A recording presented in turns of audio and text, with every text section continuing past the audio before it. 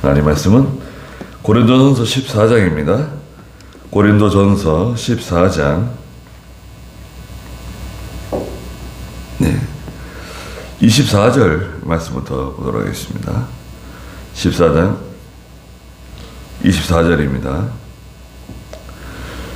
그러나 모두가 예언을 하면 믿지 않는 자들이나 무식한 자들이 들어와서 듣고 모든 이에게 책망을 받으며 모든 이에게 판단을 받아서 그의 마음에 숨겨진 것들이 드러나게 되므로 엎드려 하나님께 경배하며 참으로 하나님께서 너희 가운데 계신다라고 선언할 것이다 그랬습니다.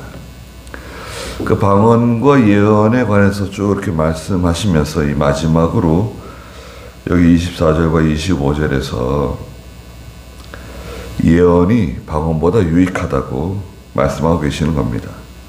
24절에 그러나 모두가 예언을 하면 이 예언은 하나님의 말씀을 바로 증거하는 또 바로 가르치는 것을 말합니다. 믿지 않는 자들이나 또 무식한 자들이 들어와서 무식한 자들은 이 진리에 대한 지식이 없는 또 신령한 도리를 깨닫지 못하는 그런 상태에 있는 사람들을 말합니다. 듣고 모든 이에게 책망을 받으며 모든 이에게 판단을 받아서 그의 마음에 숨겨진 것들이 드러나게 된다는 거예요. 말씀을 듣는 동안에 그렇죠. 다 이해할 수 있는 말이잖아요. 한국 사람들은 한국말하고 일본 사람들은 일본말하고 미국 사람들은 영어하고 그렇게 말씀을 증거하는 거죠. 네. 물론 다른 나라 사람이 와가지고 통역을 세우고 말할 수도 있죠. 네. 여튼 그 나라 말로 전하는 거예요. 그럼 다 알아듣고 그 말씀을 통해서 깨닫기도 하고 책망받기도 하고 또 그 말씀을 통해서 비판을 받는 거잖아요. 판단을 받는 거잖아요. 네. 말씀을 들을 때 그 말씀이 이해가 돼야죠. 네. 물론 말씀을 들을 때 하나님의 성령께서 잘 이해가 되도록 도와주시지만 우선 전달이 돼야 될 거 아니에요. 네. 또 같은 말을 쓰더라도 전달이 좀 잘 안 될 수도 있어요. 네. 말을 조리 있게 해야 되겠고 또 잘 가르치는 것도 큰 은사입니다. 가르치는 은사. 예. 잘 가르칠 수 있도록 힘을 써야 됩니다. 그러면 말씀을 들을 때 그 마음속에 숨겨진 그 더러운 것들이 다 드러나게 되고 또 가책을 받게 되고 결국 회개하게 되는 거죠. 엎드려 하나님께 경배하며 참으로 하나님께서 너희 가운데 계신다라고 선언할 것이다. 네. 야, 하나님이 참 정말 너희 가운데 계신다. 너는 정말 하나님의 사람이다. 너는 정말 진리의 사람이다.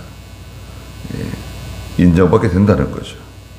그래서 방언을 부정하는 건 아닙니다. 마지막에도 나오지만 방언으로 말하는 것을 굳이 금할 필요는 없다는 거예요. 물론 조건은 있죠.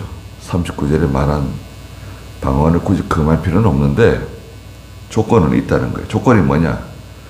26절에 보면 형제들아 그러면 어떻게 해야 하겠느냐?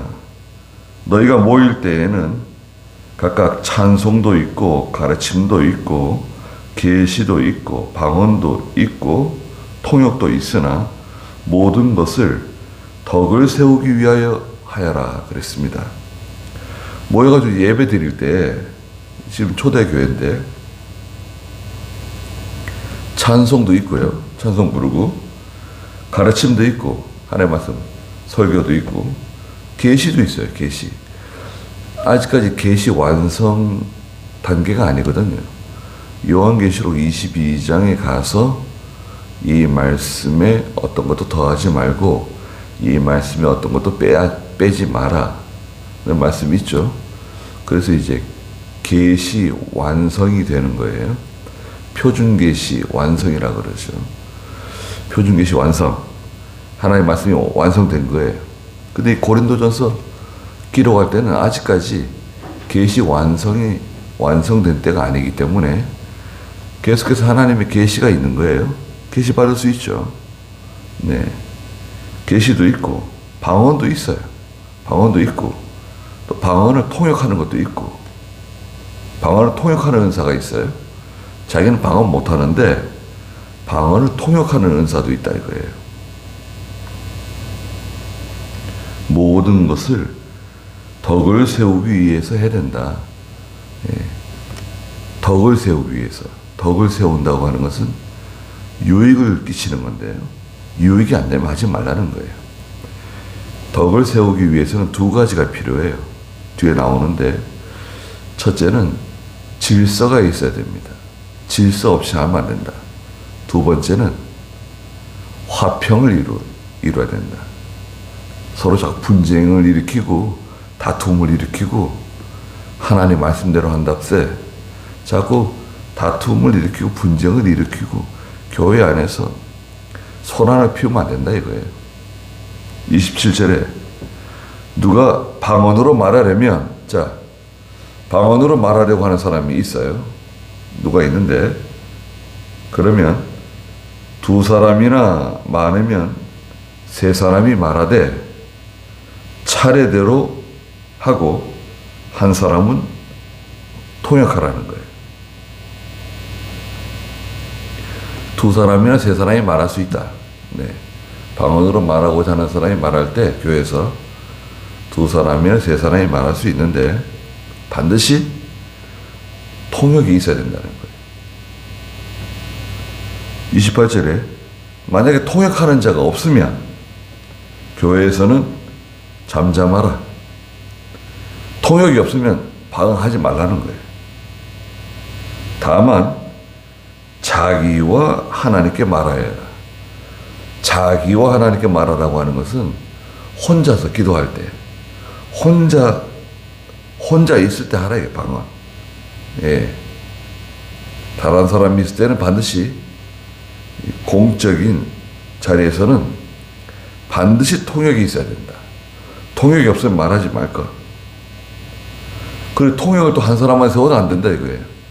그 통역이 바로 통역하는지 잘못 통역하는지 모르니까 통역도 두 사람 세우라는 거예요.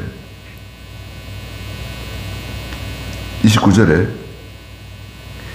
예언하는 자는 둘이나 셋이 말하고 하나님 말씀을 예언할 때 두 사람이나 세 사람이 말할 수 있는데 다른 이들은 분별하도록 하여라.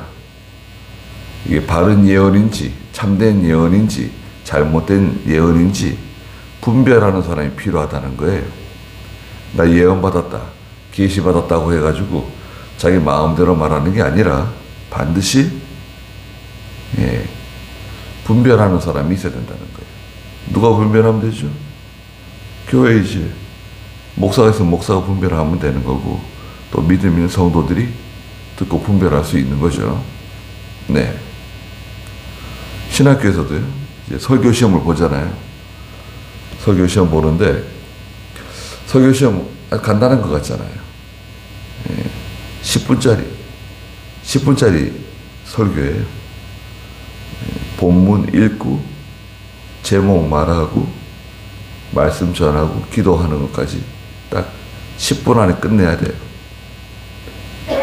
근데 그 10분이 그 사람의 그 신앙의 성격, 색깔을 다 드러내요.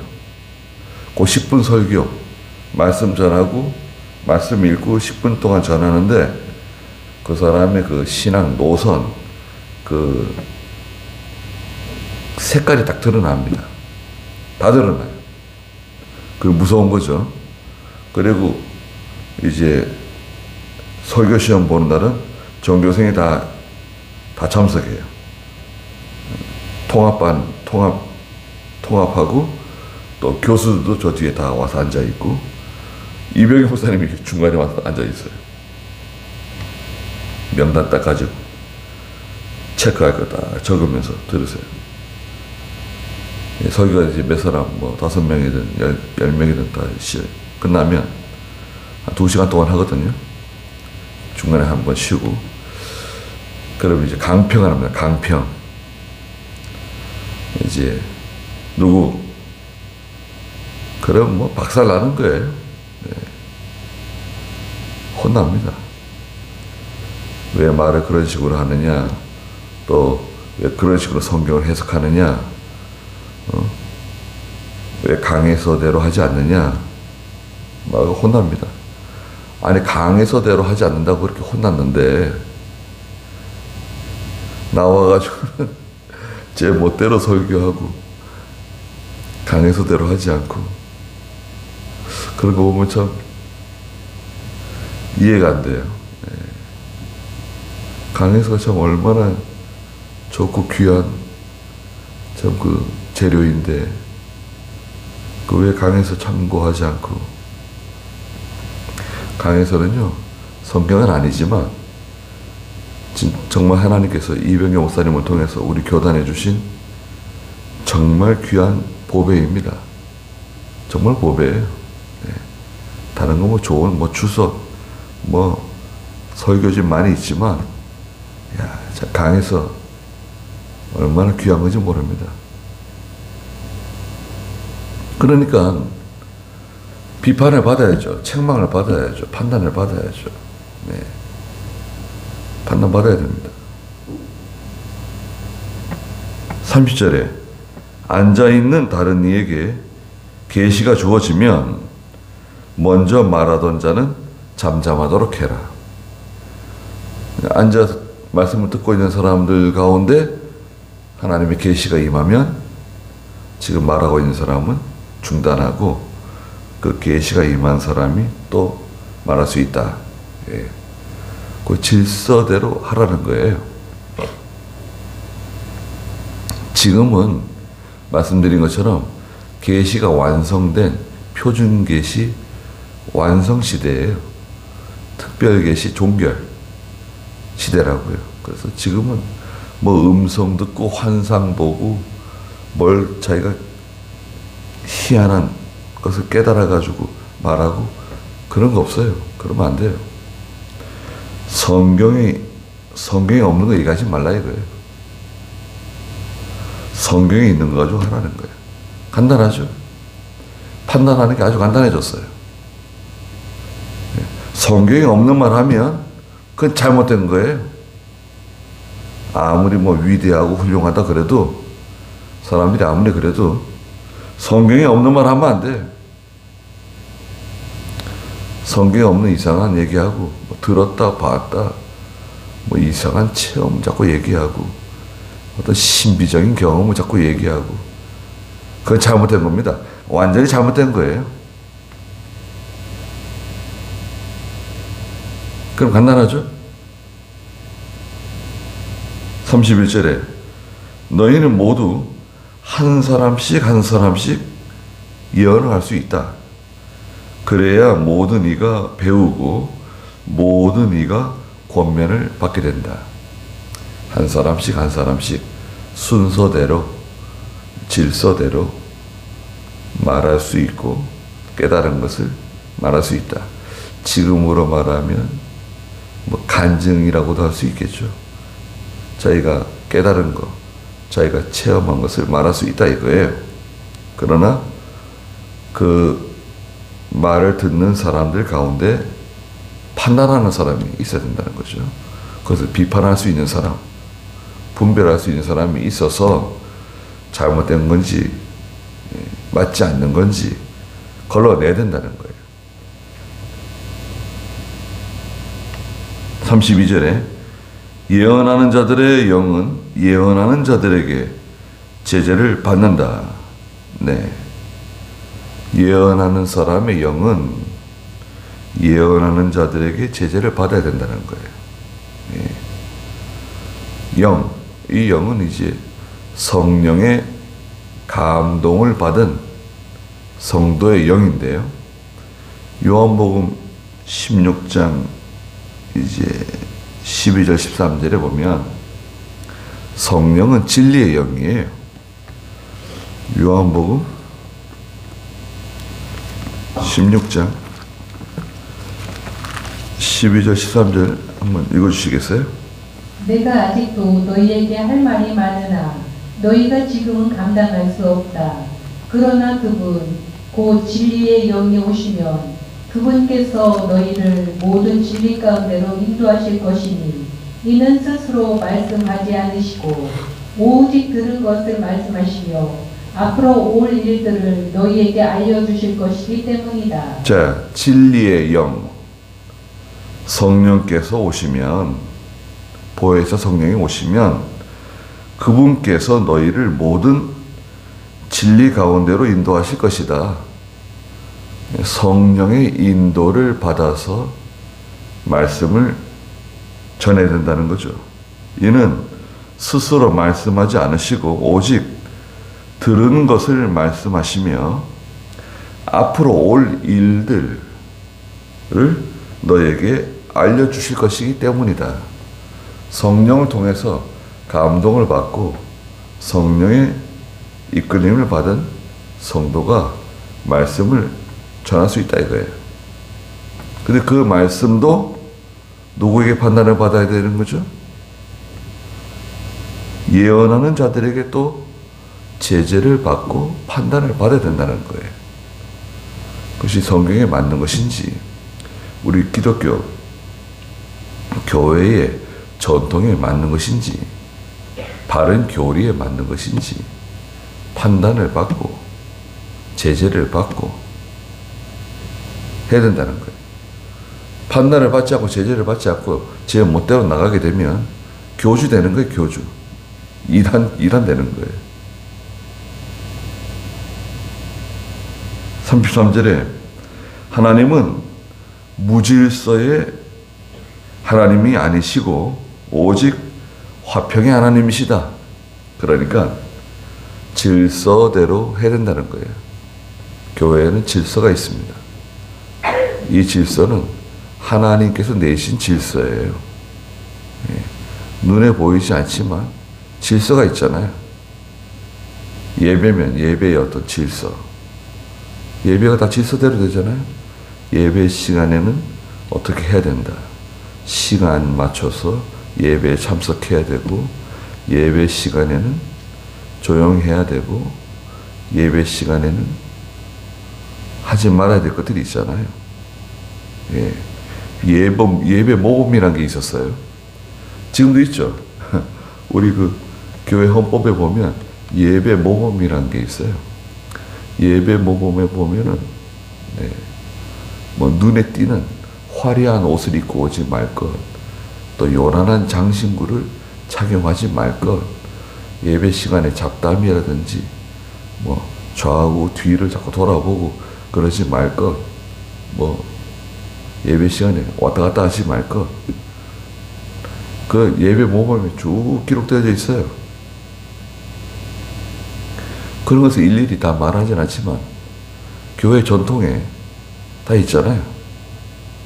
아이들에게 예배 시간 어떻게 하지 말라고 얘기하잖아요. 네. 또 신방을 가면은 또 어떤 신방 가게 되면 어떤 질서가 있고, 교회는 눈에 보이지 않지만 다 질서가 있고 절차가 있고 그렇습니다. 또 모든 것은 화평을 이루어야 돼요. 네. 서로 분쟁하면서 다투고 시기하고 그렇게 하면서 요란하게 하는 것은 바른 게 아닙니다. 네. 은혜스럽게 하고, 그렇다고 해서 잘못된 것을 용납하라는 게 아니라 은혜스럽게 다 처리하고 조용하게 처리하라는 거예요. 33절 그 마지막에 모든 성도가 교회에서 하는 것 같이, 모든 성도가 교회에서 이렇게 하고 있지 않느냐, 어떻게 하느냐? 34절에 여자들은 교회에서 잠잠하라는 거예요. 당시 고린도 교회에 여자 성도들로 인해 가지고 상당히 소란스러운 일들이 많이 있었어요. 그래서 지금 바울이 특별히 말하는 겁니다. 여자들은 교회에서 잠잠하라는 거예요. 잠잠하라고 하는 것은 아무 말도 하지 말라는 게 아니라 가르치지 말라는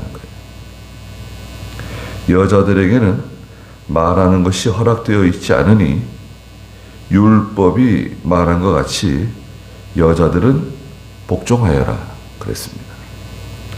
율법에는 뭐라고? 구약을 말하는 구약. 율법에는 무엇이라고 말씀하셨는가? 율법에서는 창세기 2장 20절부터는 하나님께서 남자인 아담에게 돕는 배필을 주셨죠.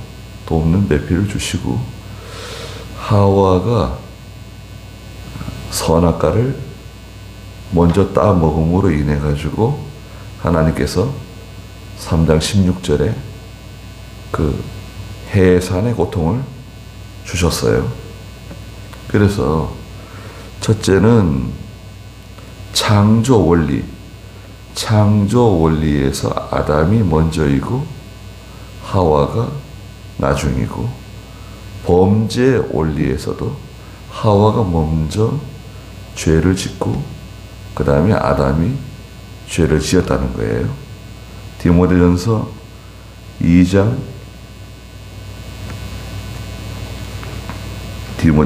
10절 읽어주시겠어요? 오직 선한 행위로 단장하기를 바란다. 이것이 하나님을 공경한다고 고백하는 여자들에게 합당한 것이다. 디모데전서 2장, 예. 그리고요? 여자는 온전히 순종하면서 조용히 배워라. 나는 여자가 가르치는 것과 남자를 지배하는 것을 허락하지 않는다. 오직 여자는 조용해야 한다.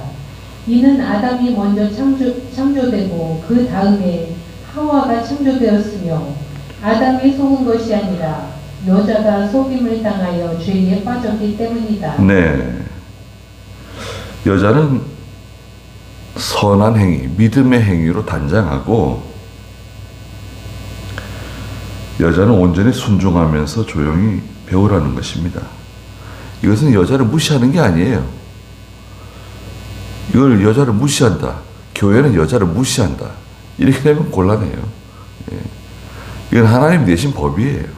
그냥 나는 여자가 가르치는 것과 남자를 지배하는 것을 허락하지 않는다. 오직 여자는 조용해야 한다. 이는 아담이 먼저 창조되고 다음에 하와가 창조되었으며 아담이 속은 것이 아니라 여자가 속임을 당하여 죄에 빠졌기 때문이다. 그랬습니다. 아내가 남편보다 똑똑한 경우가 많이 있습니다. 또 아내가 남편보다 일 처리를 잘하고 그런 경우 있어요. 그래도 아내를 무시하고 그렇게 하라는 건가? 그거 아닙니다. 여기서 하나님께서는 여자를 무시하는 게 아니라 이거죠. 네. 이건 교회에서 이렇게 하라는 거예요. 또 가정에서도 남편에게 복종하는 것이 먼저라는 거예요. 지혜롭게 하라는 거죠. 네. 그럼 여자가 현명하고 똑똑한 경우는 어떻게 하냐? 아내가 일 처리를 다 하더라도 마치 남편이 한 것처럼 만들면 돼요. 네. 모든 것을 아내가 다 처리하고 모든 것을 다 아내가 다 단속하더라도 이걸 마치 남편이 한 것처럼 만들라 이거예요. 그 남편을 앞세우라 이거예요. 그러면 가정이 편안하다는 거예요. 조용하다는 거예요. 35절에 무엇을 배우기 원하면 집에서 자기 남편에게 물어보아라. 여자가 교회에서 말하는 것은 부끄러운 것이다. 그랬어요. 그래서 에베소 5장 22절 24절에도 아내는 남편에게 복종하라고 말씀하시고, 골로새 3장 18절에서도 아내는 남편에게 복종하라고 말씀하시고, 디도서 한번 읽어볼까요? 디도서 2장 5절 읽어주세요. 신중하고 순결하며 집안 살림을 잘하고 선하며 자기 남편에게 순종하는 자들이 되게 하여라. 이는 하나님의 말씀이 모독을 받지 않게 하려는 것이다. 네. 그 디도서 2장 4절에 보면, 그리하여 그들이 젊은 여자들을 가르쳐서 그 나이 많은 여성도는 교회 안에 있는 젊은 여성도들, 젊은 여자들을 잘 가르쳐주고 자기 남편과 자녀들을 사랑하며 신중하고 순결하고 집안 살림을 잘하고 선하며 자기 남편에게 순종하는 자들이 되게 하여라. 이게 하나님의 말씀이에요. 하나님의 법입니다. 36절에 오늘 하나님의 말씀이 너희에게서 나왔느냐 또는 너희에게만 임하였느냐. 네. 그 여자 성도들이 고린도 교회에서 너무 그 분주하게 일을 만들고 소요를 일으키고 문제를 일으켜가지고 바울이 그 여자들을 향해서, 여자 성도들을 향해서 말하는 거예요. 하나님의 말씀이 아니 너희에게서 나왔느냐 또는 하나님의 말씀이 너희에게만 임하였느냐. 그래서 그 조심해야 됩니다. 자기가 은혜 받았다고, 자기가 무슨 큰 것을 깨달았다고 그렇게 나서게 되면 안 돼요. 네. 교회에서 그 여자 성도들 가운데 이제 나이가 많고 또 신앙 연륜이 오래되고 또 여러 가지 직분을 맡고, 또 과거에는 전도부인들이 있었죠. 전도부인이 되고 또 여전도사가 되고 그렇게 할 수 있는데, 그 선을 넘어가는 거예요. 이 경계선을 넘어가가지고 마치 자기가 교역자인 것처럼 당신은 남종이고 나는 여종이다 이렇게 해가지고, 전도부인 가운데도 그런 문제를 일으키는 전도부인들이 있었어요. 과거에 많이 있었습니다. 그러면 교회가 아주 힘들어져요. 목회자가 힘들어집니다. 네. 또 요즘 교회들은 그 여전도회가 교회에서 그 입지가 커요. 여전도의 그 파워가 대단합니다. 목사님을 막 쥐고 흔들어요. 예. 여전도 회장이 장로님들을 압박하고 말이죠. 장로들은 어쩔 수 없이 또 목사님을 압박하고, 밖으로 나서지 않는 척 하면서 뒤에서 다 조정을 하는 거예요. 그런 교회들이 많습니다. 나중에 다 하나님 징계받아요. 저는 많이 봤습니다. 교회에서 특히 여자 성도들이 봉사도 많이 하고 충성도 많이 하고 희생도 많이 하고 그러는 가운데 어떤 권력자가 돼가지고 그 교회 담임 목사를 힘들게 하고 자기가 정치를 하는 거예요. 과격하게 정치를 하고 또 아니면 은밀하게 정치를 하고 그 교회를 아주 힘들게 만드는 그런 일들, 그런 분들의 그 말로가 다 비참해요. 아주 비참합니다. 그 가정도 비참해진 가정들이 있어요. 왜? 처음엔 그렇게 순종 잘하고 은혜 많이 받고 그렇게 잘 목사님 받들면서 그 자기도 높아지잖아요. 뭐 교인들이 자기를 존경하지 말라 그래도 다 교인들이 그분을 존경하고 참 받들고, 예. 얼마나 좋습니까? 저도 부인들도요. 그 일을 잘 감당하면 교인들이 다 존경합니다. 예. 근데 왜 그 나서가지고 교역자를 힘들게 하고 교인들을 힘들게 하고 37절에 만일 누구든지 자기를 예언자나 혹은 영적인 자로 생각한다고 하면 그는 내가 너희에게 쓴 것이 주님의 명령이라는 것을 알아야 한다. 하나님 명령이라는 거예요. 교회에서는 조용히 하라는 거예요. 드러내고 나서면 안 된다는 거예요. 38절에 누구든지 이것을 인정하지 않으면 그도 결국 인정받지 못하게 된다는 거예요. 그러므로 39절에 나의 형제들아 예언하기를 사모하며, 네, 하나님 말씀 증거하는 거 있죠. 이게 예언이에요. 하나님 말씀을 바로 가르치고 증거하는 거. 주일학교에서 중고등부, 청년부 얼마나 좋습니까? 말씀 가르치는 거. 방언으로 말하는 것을 금하지 마라. 방언으로 말하는 걸 금할 필요는 없다는 거예요. 그러나 조건은 뭐죠? 반드시 통역이 있어야 된다는 거예요. 통역이 없으면 말하지 말고 방언으로 하지 말까. 통역도 한 사람 세우면 안 된다. 모든 것을 적절하게 하고 또 질서 있게 하여라 그랬습니다. 적당한 선이 있어요. 아무리 좋은 것도 너무 과격하게, 너무 과하면 안 돼. 은혜 받았다고 해가지고 너무 그렇게 과격하게, 그런 은혜 받은 게 아니에요. 교만해진 거예요. 은혜 받으면 오히려 겸손해지고 오히려 조용해져요.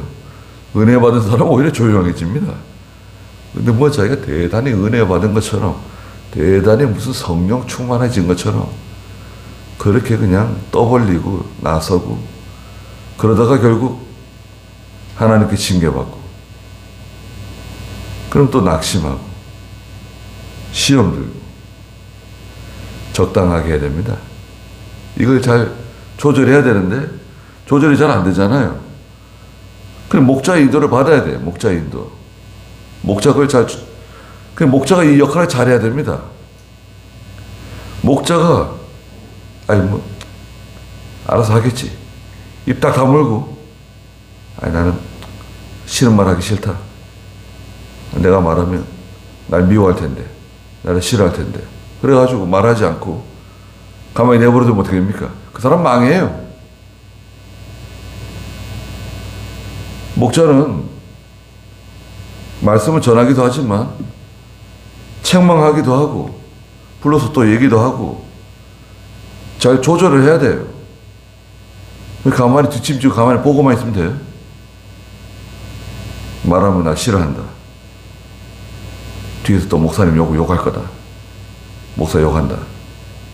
그러니까 말 안 하고 내버려두고 그럼 그 사람은 하나님이 징계받아서 망하고 비참하게 되고.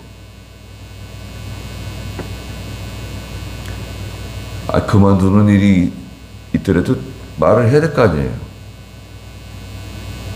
하나님의 종이 하나님 뜻대로 해야지 왜 말을 안 하고 가만히 있냐 이거예요. 그리고 또 질서 있게 해야 돼. 질서. 교회는 질서가 있습니다. 말씀드린 것처럼 데살로니가서 5장 14절에 보면 규모 없이 질서 없이 행동하는 사람들을 권면하고 책망하라는 거예요. 거기 한 절 읽고 마치실까요? 데살로니가전서 5장 14절 또 형제들아 우리가 너희에게 권면하는데 너희가 게으른 자들을 훈계하고 낙심한 자들을 위로하며 연약한 자들을 붙들어주고 모든 이들을 대하여 오래 참아라. 네, 이겁니다. 그 앞에 13절에서는 화목하도록 하고 권면하고 게으른 자 훈계하고 낙심한 자 위로해주고 연약한 자 붙들어주고 모든 이들에 대해서 오래 참아주면서 이거 할 거 다 하라 이거예요. 가만히 있지 말고. 가만히 내버려두면 큰일 나요.